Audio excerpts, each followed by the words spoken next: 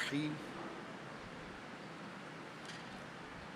رب اشرح لی صدری ویسر لی امری واحلل عقدۃ من لسانی یفقهوا قولی. الحمد للہ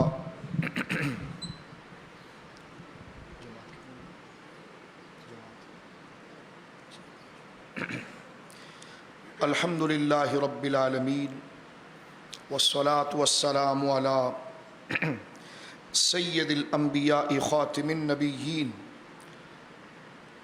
سیدنا و حبیبنا و مولانا محمد وبارک وسلم. اما بعد فاعوذ باللہ من الشیطان الرجیم. بسم اللہ الرحمن الرحیم. یکاد زیتها یضیء ولو لم تمسسه نار نور علی نور. آمنت باللہ صدق اللہ العظیم.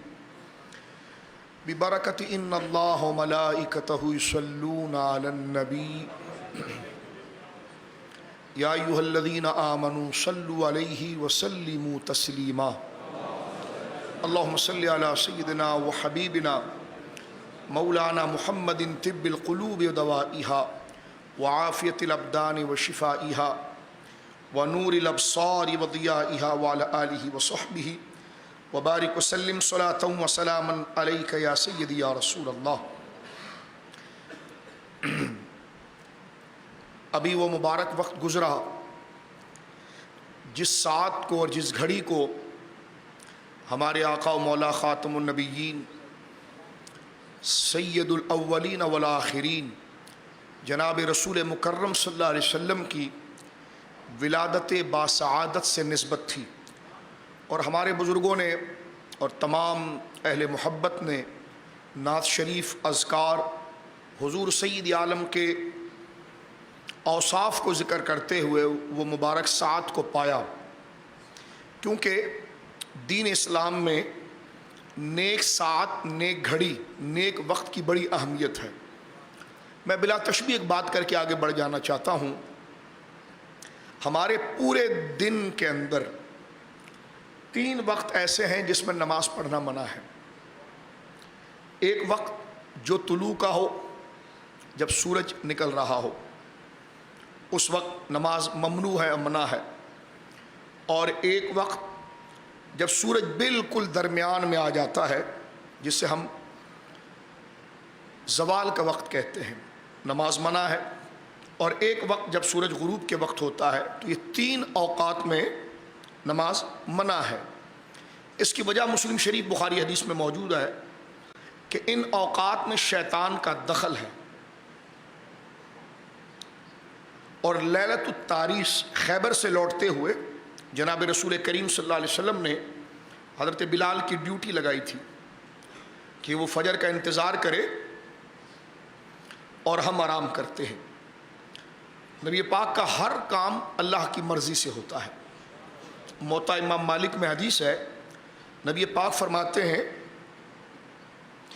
انی لانسا او انسا لاسنہ. حضور فرماتے ہیں میں بھولتا نہیں ہوں، بھلایا جاتا ہوں. لاسنہ، تاکہ تمہارے لیے کوئی نیا طریقہ نکل آئے. تو لیلۃ التاریس غزوہ خیبر کی تھکن سے لوٹتے ہوئے حضرت بلال کی ڈیوٹی حضور نے لگائی کہ تم فجر کا نظارہ کرو یہاں پر بیٹھ کر، اور جب فجر کی چمک تمہیں نظر آئے تو سب کو جگا دینا. حضرت بلال کی خود آنکھ لگ گئی اور سورج سر پر آ گیا. سب سے پہلے آنکھ حضرت ابوبکر صدیق کی کھلی اور پھر حضرت عمر کو اٹھایا، اور وہ دونوں حضرت سرکار کی بارگاہ میں پہنچے اور اللہ اکبر کہا. تو حضور علیہ السلام نے فرمایا کہ اس جگہ پر ہماری نماز چلی گئی. یعنی اگر یہ نہ ہوتا تو ہمیں اس امور میں کبھی ہمارے ساتھ ایسا معاملہ گزر جاتا تو کیا ہوتا کہ بندہ پورے ارادہ کر کے نماز کے لیے آرام کر رہا ہو، الارم بھی بج گیا ہو، اور اس کی آنکھ کھلی اور جس میں اس کی قصد و ارادہ نہیں تھا نماز چھوڑنے کا، نکل گئی. تو حضور علیہ السلام کی سیرت سے ہمارے لیے یہ مسئلہ وہاں سے ظاہر ہوتا ہے. تو سرکار نے فرمایا ہم یہاں نماز نہیں پڑھیں گے، ہم یہاں سے اٹھیں، یہاں پر شیطان کا دخل ہے. تو المختصر یہ اس حدیث میں صرف میں اتنا جز لے رہا ہوں کہ یہاں سے شرعی نقطہ نظر یہ ہے کہ کچھ جگہ ایسی ہیں جس میں شیطان کا دخل ہو جائے تو وہ وقت منحوس ہو جاتا ہے، یعنی ممنوع ہو جاتا ہے. جیسے 3 وقت نماز کے میں نے آپ کو بتا دیا، طلوع، زوال اور غروب، اور لیلۃ التعویض کا یہ عمل. اس سے علماء نے ایک مسئلہ نکالا ہے کہ شر کے دخل سے کوئی ساتھ کوئی وقت شر والی ہو جاتی ہے، تو خیر کے دخل سے کچھ ساتھ برکت اور صاحب خیر ہو جاتی ہے. تو وہ ٹائم جس میں حضور سید عالم کی ولادت ہوئی ہے، اس ساتھ کو دخل ہے حضور سے. تو اسی لیے کہا گیا کہ جس سہانی گھڑی چمکا طیبہ کا چاند، اس دل افروز ساعت پہ لاکھوں سلام. تو یقیناً اس وقت کا اہتمام کرنا بہت بابرکت ہے جو ابھی یہاں پر کیا گیا، کیونکہ یہ شب حضرت سیدنا رسول کریم صلی اللہ علیہ وسلم کی آمد کی ہے. تو متواتر حدیثیں ہیں، حضور نے بیان فرمایا کہ میری امی جان نے یہ کہا کہ وہ خرج منی نور، کہ مجھ سے ایک نور نکلا، اضاءت لہا قصور الشام، جس کی روشنی اتنی تھی کہ ملک شام کے محلات، میں مکے میں بیٹھی ہوئی تھی اور ملک شام جو وہاں سے کئی 100 مائل ہے، اس کے محلات میرے سامنے روشن ہو گئے. اس کی وجہ یہ بھی تھی کہ ملک شام رومن امپائر اس وقت کی سب سے بڑی اسٹیٹ تھی، اور حضور علیہ السلام کی نور کی روشنی وہاں تک پہنچی. یہ اس بات کا غلبہ تھا کہ تمام ریاستیں آپ کے قدموں کے نیچے آ جائیں گی اور ہر جگہ پر یہ بات پہنچ جائے گی. اللہ رب العالمین نے جناب رسول کریم صلی اللہ علیہ وسلم کو روئے زمین کے سب سے اعلیٰ خاندان میں پیدا فرمایا، اور حضور خود فرماتے ہیں کہ بعثت من خیر قرون بنی آدم، میں بھیجا گیا اپنے وقت کے اعلیٰ لوگوں کے اندر. ایک حدیث پاک میں آتا ہے کہ لم یزل اللہ ینقلنی من اصحاب الکریمۃ الی ارحام الطیبہ، اللہ نے میرے لیے ہمیشہ یہ قانون رکھا کہ میں پاک پشتوں سے پاک رحموں کی طرف منتقل ہوا. یہ سارے وہ بزرگ ترین اقوال ہے جو سرکار کریم علیہ السلام نے اپنی پیدائش سے متعلق، اپنے والدین سے متعلق حضور سید عالم صلی اللہ علیہ وسلم نے ذکر فرمایا. بخاری شریف کے اندر پہلا چیپٹر ہے کتاب الوحی، اس میں 6 حدیثیں امام بخاری لاتے ہیں. اس میں سے ایک طویل حدیث لے کر آئے ہیں کہ ہرقل قیصر روم، جب اس کو اطلاع پہنچی کہ مکہ کے اندر کسی شخصیت نے نبوت کا دعویٰ کیا ہے، تو جناب ابو سفیان سے اس نے پہلا سوال کیا کہ جس نے نبوت کا دعویٰ کیا ہے، کیف نسبہ فیکم، یہ بتاؤ کہ اس کا خاندان تم میں کیسا ہے. تو ابو سفیان کہتے ہیں میں نے کہا ہوا فینا ذو نسب، وہ ہماری برادری، ہمارے علاقے میں سب سے عزت والے خاندان سے ہے. کیونکہ ہرقل عیسائی تھا اور نبی آخر الزمان کی تلاش تھی، تو اس نے بخاری شریف میں موجود ہے یہ کہا، اس نے کہا ہاں انبیاء ہمیشہ اعلیٰ خاندان میں پیدا ہوتے ہیں. تو سرکار کریم علیہ السلام کے والدین، آگے بڑھ جانا چاہتا ہوں کیونکہ میلاد کا دن ہے. سرکار علیہ السلام حضرت اسماعیل کی اولاد سے ہیں. حضرت ابراہیم کے 2 بیٹے ہیں، حضرت اسحاق جو سیدہ سارہ سے ہیں، اور حضرت اسماعیل جو سیدہ ہاجرہ سے ہیں. حضرت اسماعیل سے حضور علیہ السلام تک کا انسسٹر خاندانی سلسلہ کتنا لمبا ہے یہ ہمیں نہیں پتا، لیکن بخاری شریف میں یہ ہے کہ حضور نے اپنی زبان پاک سے اپنے والد گرامی حضرت عبداللہ سے لے کر پیچھے 21 پشت تک کنٹینیو 21 پشت تک حضرت عدنان آخری فرد ہے جو حضور نے یہ 21 پشت انسسٹر ذکر فرمایا. اس کے بعد حضرت عدنان سے لے کر حضرت اسماعیل تک کتنے سلسلے ہیں یہ ہمیں نہیں پتا اور نہ حضور نے بیان فرمائے.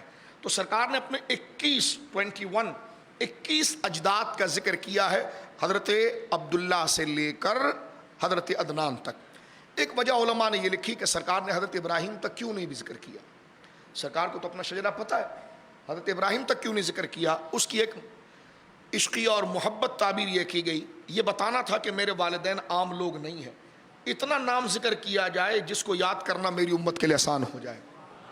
تو یہ سرکار دو عالم صلی اللہ علیہ وسلم کا شرف والا خاندان ہے. قرآن کریم نے اس بات کو ذکر کیا ہے کہ الذی یراک حین تقوم، جب سرکار مصلی پر ہوتے تھے تو اللہ رب العالمین نے اس بات کو ذکر کیا. الذی یہ واحد اسم موصول ہے یعنی اللہ، الذی وہ ذات، یراک جو تمہیں دیکھتا ہے.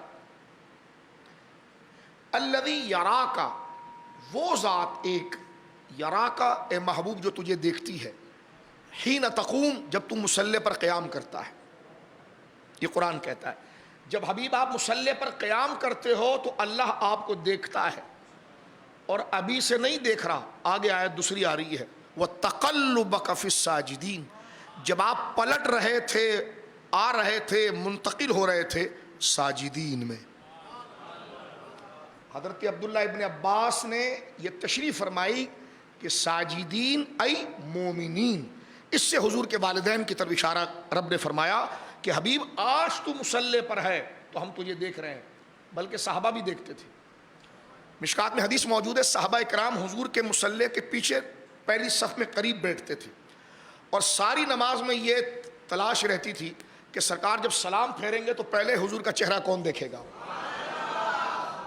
صلی اللہ علیہ وسلم. یہ حدیث پاک کے اندر ہے کہ پہلا. اور سرکار علیہ الصلوۃ والسلام کی آخری نمازوں میں سے جس میں سرکار نے حضرت ابوبکر کو مصلی دے دیا تھا، اور سرکار تقاضۂ بشری سے علیل تھے، تو حضرت عائشہ میری ماں سے حضور نے فرمایا ذرا پردہ ہٹاؤ، کیونکہ حجرہ بائیں طرف ہے، کیونکہ آپ کا دل بھی بائیں طرف ہے. یعنی مسجد نبوی جب امام کھڑا ہوتا ہے تو لیفٹ سائڈ میں حضور کا حجرہ تھا. تو سرکار کریم نے فرمایا کہ پردہ ہٹاؤ، میں دیکھنا چاہتا ہوں کہ میرے صحابہ میری تربیت پر کس طرح اپنے رب کے حضور کھڑے ہیں. تو جب پردہ ہٹایا گیا، بخاری شریف کی حدیث ہے، تو صحابہ کرام کہتے ہیں کہ ہمیں تھوڑی سی جنبش نظر آئی کہ پردہ ہٹا. تو کہتے ہیں کہ ہم کچھ تو نہ کر سکے، چہرہ ہمارا قبلے کی طرف تھا، نماز جاری تھی، ہم ترچھی آنکھوں سے دیکھنے لگے. اور سرکار مبارک نے اپنے بلا تشبیہ میرا بدن اس لائق نہیں، میں حرکت بھی نہیں کرنا چاہتا، استغفر اللہ، سرکار کریم نے اپنا سر مبارک حجرے سے باہر کیا. بخاری شریف میں موجود ہے کہ صحابہ کہتے ہیں ہمیں یوں لگ رہا تھا سرکار کا چہرہ جیسے قرآن کا ورق کھلا ہوا ہے، چمک رہا تھا. قریب تھا کہ پوری صف گھوم جاتی ادھر، قریب تھا بخاری شریف کہ پوری صف قبلے کی جانب سے حضور کے حجرے کی طرف ہو جاتی. سرکار نے فوراً حضرت عائشہ کو کہا کہ پردہ گرا دو. تو یہ سرکار کریم علیہ الصلوۃ والسلام کا خاندان مبارک اور یہ آپ کا وجہ منیر. والدین کا ذکر کرنے کے بعد سرکار کو اپنے والدین کا ذکر بہت پسند ہے، وقت نہیں ہے. صحابہ باقاعدہ ایسے اشعار بنا کر حضور کے سامنے ذکر کرتے تھے، اور باقاعدہ سواد ابن قارب نے جب حضور علیہ الصلوۃ والسلام کے سامنے یہ بات کی کہ آپ تو بہت شریف اور کریموں کی اولاد ہیں، تو سرکار نے 3 دفعہ ان کو دعا دی، افلحتا تو کامیاب ہو گیا، افلحتا تو کامیاب ہو گیا، افلحتا تو کامیاب. اللہ رب العالمین نے ہمارے نبی مکرم صلی اللہ علیہ وسلم کو کامل حسن و جمال عطا فرمایا تھا. میں قاعدہ اختصاراً عرض کر دیتا ہوں کہ جو روح اور ذکر اور نعت کی تازگی ہے اس کا مقصد یہ ہے. قرآن کریم میں بھی ذکر کیا ہے سورہ نور میں، مثل نور ہی کا مشکات، اس سے حضور کا بدن کی طرف اشارہ ہے، کیونکہ اللہ کی تو کوئی مثال ہی نہیں ہے، لیس کمثلہ شیء، اور اللہ یہ فرما رہا ہے کہ میرے نور کی مثال یہ ہے. تو یہاں مثال رب اپنی نہیں دے رہا، اپنے محبوب کی دے رہا ہے. علماء لکھتے ہیں کہ سرکار دو عالم صلی اللہ علیہ وسلم کے حسن و جمال، آپ کا سینہ کیسا تھا، آپ کا قد و قامت کیسی تھی، یہ قرآن میں سورہ نور کی اس آیت کے اندر موجود ہے. اور اس کے درمیان آیت کا سلسلہ یوں چلتا ہے، اللہ رب العالمین فرماتا ہے وَكَانَ زَيْتُهَا يُضِيُّ، آپ کی روح کو اور آپ کے باطن کو اللہ نے مثال دی ہے زیتون کے تیل سے. یعنی اشارہ آپ کی روح کی طرف ہے، لیکن بات کی جا رہی ہے پردے کے اوڑ میں زیتون کے تیل کی. اور فرمایا کانا زیتوہا، یہ تیل اتنا فائن ہے اور اتنا شفاف ہے، یدیو، یہ خود ہی بھڑک اٹھے بغیر کوئی چنگاری لگائے. فرمایا کہ وَلَوْ لَمْ تَمْسَسْهُ نَارٌ، یہ تیل اتنا صاف اور شفاف اور فائن ہے کہ اس کو جلانے کے لیے چراغ کی ضرورت نہیں. وَلَوْ لَمْ تَمْسَسْهُ نَارٌ، آگ چھوئے بغیر یدیو، یہ بھڑک اٹھے. لیکن نور علی نور، یہ تو نور پر نور ہے. علماء سے پوچھا گیا اس کا معنی کیا ہے، فرمایا اس سے اشارہ حضور کے اخلاق، شکل مبارک، بدن اور آپ کا باطن ہے کہ آپ پر اگر قرآن نبی اترتا تو آپ کا چہرہ دیکھ کر سلیم الفطرت بندہ کہہ دیتا یہ اللہ کا نبی ہے. لیکن یہ جو قرآن اترا ہے تو نور علی نور، یعنی اللہ نے آپ کو ایک تو پاکیزہ بنایا اور وہی کے ذریعے جو آپ کا تعلق کیا یہ نور پر نور تھا. اب میں یہاں پر ایک قاعدہ پیش کر کے بات کو سمیٹنے کی طرف جاؤں گا.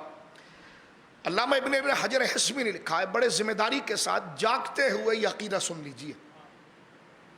علامہ حسمی علیہ رحمت لکھتے ہیں, جو مکہ مکرمہ میں امام رہے, 974 ہجری ان کا وصال, 974. ملا علی قاری علیہ رحمت کے استاد حرم کے امام تھے. وہ فرماتے ہیں یعنی حضور کے حسن و جمال کے بارے میں امت کو عقیدہ دیتے ہیں کہ ان تمام دلائل کے بعد اصول کیا بنتا ہے, تو سن لیجئے. فرماتے جان لو کہ نبی پاک پر مکمل ایمان اس وقت ہوگا, نبی پاک صلی اللہ علیہ وسلم پر ایمان ہمارا مکمل اس وقت ہوگا جب یہ اعتقاد ہو, یہ عقیدہ ہو بندے کا کہ آدمی کے جسم میں جتنے محاسن اور حسن ہو سکتے ہیں وہ سب حضور کے بدن میں موجود تھے. یہ کلمے کے ساتھ اگر یہ بات آئے گی تو وہ مومن ہوگا. اور فرمائے کہ حضور سید عالم صلی اللہ علیہ وسلم کے محاسن یعنی ایک بدن کے اندر خوبصورتی اور حسن میں جیسے کمال ہو سکتے ہیں, وہ تمام کمالات اللہ رب العالمین جل وعلا نے جناب رسول مکرم صلی اللہ علیہ وسلم کے بدن میں دیے. اب بخاری شریف میرے سامنے ہے, میں بات کو سمیٹنا چاہتا ہوں. حضرت انس بن مالک جو حضور کے خادم ہیں, وہ کہتے ہیں یصف النبی صلی اللہ علیہ وسلم, انہوں نے حضور کی اوصاف اور بدن کی کیفیت کو بیان کیا. یہ انتہائی بزرگ ترین ذکر ہے, اس لیے مسجد میں کیا جا رہا ہے, باوضو کیا جا رہا ہے, اور فرض نمازوں کے انتظار کے ساتھ کیا جا رہا ہے. سستی اپنے پر نہ لائیے گا, اس ذکر کو ہمارے سننے کی کوئی حاجت ہی نہیں ہے, ہمیں اس ذکر کو سننے کی حاجت ہے. ہاں تو توجہ کیجیے, آپ چہرے پر بیداری لا کر, سب جاگے ہوئے ہیں, کوئی ہم پہاڑ کندھے پر نہیں اٹھا رہے ہیں, یہ ہمارے لیے سعادت کی بات. فرمایا کہ یصف النبی صلی اللہ علیہ وسلم, انہوں نے حضور کی شان بیان کی. کہتے ہیں کہ کانا ربعۃ من القوم, حضور سید عالم لیس بطویل ولا بقصیر, سرکار اپنے قد و ہائٹ میں, قد و قامت میں نہ بہت زیادہ لمبے تھے اور نہ پست تھے. ازہر اللون, آپ کا رنگ کھلا ہوا تھا. لیس بابید الامحق, نہ میدے اور چونے کی طرح بالکل وائٹ. صحابہ کا مشاہدہ آپ دیکھیے, ایک ایک چیز کس طرح لاتے ہیں, اور سمجھداری آپ دیکھیں. فرمایا حضور کا حسن کیسا تھا, فرمایا لیس بابید الامحق, جیسے چونا سفید ہوتا ایسا نہیں, ولا آدم, جیسا گندمی ہوتا ایسا نہیں, اس کے درمیان کی کیفیت. اب آگے دیکھیں مشاہدہ صحابہ کا کنسنٹریشن کیسی ہے. فرمایا لیس بجاد قطیط, سرکار کے بال گھنگرالو نہیں تھے. ولا بسبط, نہ بالکل لمبے تھے بلکہ اس کے درمیان تھے. بالکل گھنگرالو ہو یہ بھی عیب ہے, بالکل لمبے ہو یہ بھی عجیب ہے. فرمایا رب نے آپ کے بال میں وہ خم رکھا تھا کہ جس میں گھنگرالو بھی تھے اور اس کے اندر لمبائی بھی تھی. فرمایا انزل علیہ وہو ابن 40, 40 سال کی عمر شریف میں آپ نے اعلان نبوت فرمایا ہے, یہ آپ نے ذکر فرمایا. اسی حدیث پاک کو آگے امام بخاری لے کر آتے ہیں. لیس بالطویل البائن ولا بالقصیر, سرکار کریم نہ بہت دراز قد تھے نہ پست قد تھے. پھر کہتے ہیں ولا بابید الامحق, نہ بالکل چونے کی سفیدی کی طرح, اور ولا لیس بآدم, نہ گندمی رنگ تھا, اس کے درمیان کا حسن تھا. ولیس بالجاد القطط ولا بالسبط, اور نہ آپ کے بال بالکل گھنگرالو تھے اور نہ ہی جناب رسول کریم صلی اللہ علیہ وسلم کے بال بالکل سفید تھے. ولیس فی رأسہ ولحیتہ, سرکار کی وصال پاک کے وقت آپ کے سر مبارک میں اور آپ کے داڑھی مبارک میں 20 شعرۃ بیضاء, 20 بال سفید تھے. ایک ایک چیز صحابہ نے گنی ہے, دیکھیں آپ, 20 سال گویا کہ بال سفید تھے. سرکار کا حسن کیسے تھا, میری ماں سیدہ عائشہ بیان کرتی ہے, کیونکہ وہ فصاحت میں ایک امامت کا درجہ رکھتی تھی. سرکار کریم اپنے ہاتھ سے اپنے جوتوں کو گانٹ رہے تھے, جوتے مبارک کا کوئی حصہ نکل گیا تھا, تو سرکار انکساری بھی فرماتے تھے, تو اپنے ہاتھ ہی سے جوتے کو گانٹ رہے تھے. تو گرمی تھی, اور جب اس پر زور لگاتے تھے تو ماتھے پر سلوٹ آ جاتی تھی. یعنی جب کسی چیز سے زور لگا رہے ہیں تو چہرے پر زور آنے کی وجہ سے سلوٹ آتی تھی. تو ہماری ماں حضرت عائشہ دور بیٹھی ہوئی تھی, اور انہوں نے دیکھتے ہوئے سرکار سے کہا, ایک عرب کے مشہور شاعر کا نام لیا, کہنے لگا حضور اس نے وہ شعر جو کہا ہے نا وہ آپ کے لیے کہا ہے. سرکار کریم نے فرمایا عائشہ کون سا شعر, تو وہ کہنے لگے اذا نظرت الی اسرۃ الوجہ, برکت کا برکت العارض المتحلل، یہ میری ماں حضرت عائشہ نے پڑھا جو بخاری میں، فرمایا کہ اذا نظرت الی اسرۃ الوجہ، جب تو ان کے چہرے کی دھاریوں کو دیکھے گا، اذا نظرت اذا اسرۃ الوجہ، یہ بزرگ ترین ذکر ہے سرکار کی شان اور سرکار کے خد و خال شریف کا مشاہدہ کرنا۔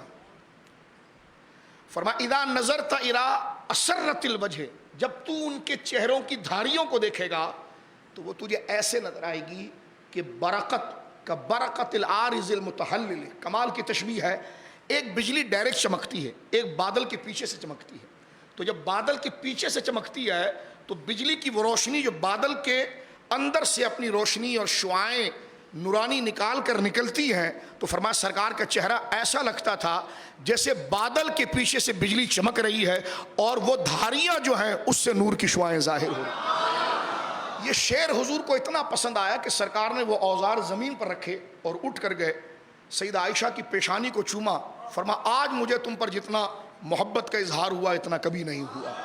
یہ سرکار دو عالم صلی اللہ علیہ وسلم نے اس بات کو گویا کہ تفصیل کے ساتھ ذکر فرمایا، اور احادیث شریفہ کے اندر جناب رسول کریم کی یہ شان ہے۔ ایک آخری جملہ کہنا چاہتا ہوں، صحابہ کا مشاہدہ دیکھیں، ہم تو جانوروں کی زندگی گزارتے ہیں، نہ ذوق ہے نہ عشق ہے، کچھ بھی نہیں۔